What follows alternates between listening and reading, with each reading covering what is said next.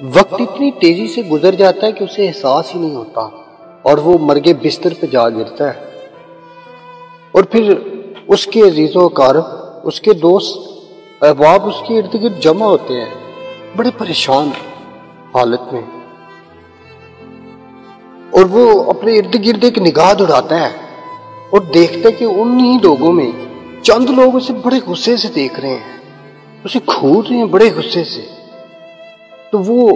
اپنی تمام تر طاقتیں سمیٹتا ہے اور ان سے پوچھتا ہے کہ تم کون ہو؟ تو وہ کہتے ہیں کہ ہم تمہارے خواب ہیں، ہم تمہاری خواہشیں ہیں، ہم تمہارے اندر چھپی ہوئی تمہاری صلاحیتیں ہیں جنہیں تم نے کبھی اپنی زندگی میں نہیں پہچانا، اور تمہارے ساتھ آج ہم بھی ایک گمنامی کی موت مرنے جا رہے ہیں۔ تو وہ اس کے خواب اس سے پوچھتے ہیں، اس سے کہتے ہیں کہ ہم تمہارے خواب ہیں، تو نے ہم نے کبھی جیا ہی نہیں،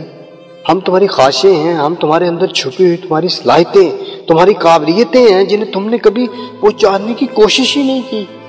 اور آج تمہارے ساتھ ہم ایک بے نام موت مر جائیں گے۔ تو اس شخص کی آنکھوں میں آنسو اور ذہن میں پچھتاوے کی سوا پھر کچھ نہیں رہتا۔ ایک بڑا مشہور رائٹر ہے، اس نے بک لکھی ہے 7 Regrets of Life، زندگی کے 7 بڑے پچھتاوے۔ اس نے مختلف قریب المرگ مریضوں کے ساتھ وقت گزارا اور اس کے بعد اس نے زندگی کے 7 بڑے پچھتاوے لکھے ہیں۔ تو دوستو، اس سے پہلے کہ ہماری زندگی، ہمارے خواب، ہماری خواہشیں مرگے بستر پہ ایک پچھتاوا بن جائیں، کیوں نہ ہم اپنے خوابوں کو جی لیں، ہم اپنے اندر چھپی ہوئی اپنی خواہشوں کو، اپنے چھپی ہوئی اپنی صلاحیتوں کو پہچان لیں۔ کیونکہ ہم کر سکتے ہیں، وی کین ڈو اٹ۔